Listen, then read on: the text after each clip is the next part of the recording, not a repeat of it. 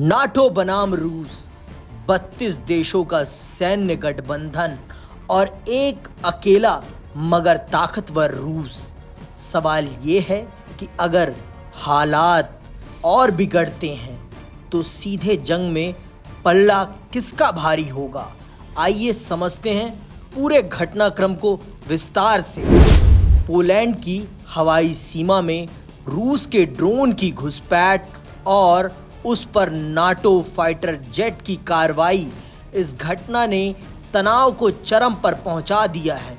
ये पहला मौका है जब 2022 में यूक्रेन युद्ध शुरू होने के बाद नाटो और मॉस्को का सीधा सैन्य टकराव दर्ज हुआ है। पोलैंड के प्रधानमंत्री ने साफ कर दिया है कि वो नाटो चीफ के साथ लगातार संपर्क में है और अगला कदम किसी भी समय उठाया जा सकता है, यानी हालात बेहद नाजुक मोड़ पर हैं। सबसे बड़ा सवाल, अगर जंग छिड़ी तो कौन होगा ज़्यादा ताकतवर। पहले बात करते हैं नाटो की। नाटो दुनिया का सबसे बड़ा सैन्य गठबंधन है, 32 देशों की संयुक्त ताकत। अमेरिका इसका मजबूत स्तंभ है और अकेले ही हर साल 916 अरब डॉलर रक्षा पर खर्च करता है। ये खर्च दुनिया के टॉप 10 देशों के संयुक्त रक्षा बजट के बराबर है।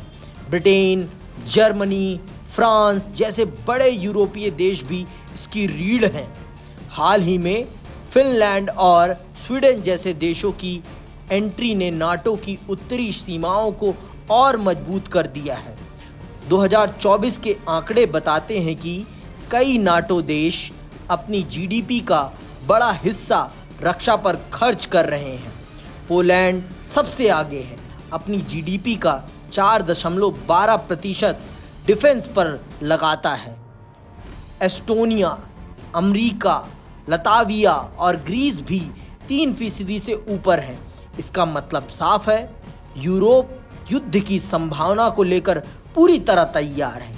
लेकिन यहाँ एक कमजोरी भी है, नाटो का रक्षा उद्योग बिखरा हुआ है।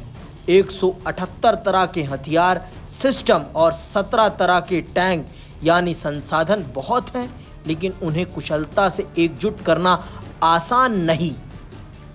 अब बात रूस की। यूक्रेन युद्ध के बावजूद रूस ने अपनी सैन्य ताकत की रफ्तार धीमी नहीं होने दी। उसका रक्षा बजट अब 120 अरब यूरो तक पहुंच चुका है, जो 2021 से 4 गुना ज़्यादा है। ये उसकी जीडीपी का 6% है। रूस ने हाल ही में बड़े पैमाने पर भर्ती अभियान चलाया और अपनी सेना को 15 लाख सैनिकों तक पहुंचाने का लक्ष्य रखा है।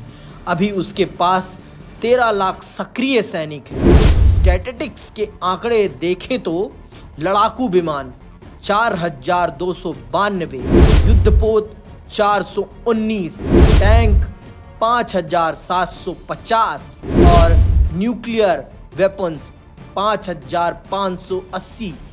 यानी संख्या में रूस नाटो से पीछे है, लेकिन अनुभव और अनुकूलन क्षमता उसकी सबसे बड़ी ताकत है। यूक्रेन के मैदानों पर रूस ने ड्रोन, मिसाइल और इलेक्ट्रॉनिक वॉरफेयर का बड़े पैमाने पर इस्तेमाल किया और लगातार नए हथियार तैयार कर रहा है। तो अब सवाल सीधे, जंग हुई तो कौन भारी पड़ेगा।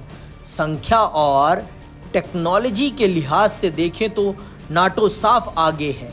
अमेरिका के आधुनिक हथियार और यूरोप की सेनाएं रूस को चुनौती दे सकती हैं, लेकिन तस्वीर का दूसरा पहलू भी है। पहला, भूगोल। रूस अपने घर के पास लड़ेगा, जबकि नाटो को सप्लाई चेन और रसद की मुश्किलें झेलनी होंगी। दूसरा, ड्रोन और साइबर युद्ध। रूस ने साबित किया है कि सस्ते और स्मार्ट ड्रोन अब पारंपरिक टैंकों से कहीं ज़्यादा असर डाल सकते हैं। और तीसरा, परमाणु हथियार। अगर रूस को हार का खतरा हुआ तो उसके पास टैक्टिकल न्यूक्लियर वेपन इस्तेमाल करने का विकल्प हमेशा मौजूद रहेगा। यही दुनिया के लिए सबसे बड़ा डर है। अगर जंग छिड़ती है तो नुकसान सिर्फ युद्ध भूमि तक सीमित नहीं रहेगा, दुनिया की अर्थव्यवस्था पर भी भारी झटका पड़ेगा। ब्लूमबर्ग इकोनॉमिक का अनुमान है कि वैश्विक जीडीपी पहले ही साल में 1.5 ट्रिलियन डॉलर तक गिर सकती है। ऊर्जा संकट और महंगाई चरम पर जाएगी।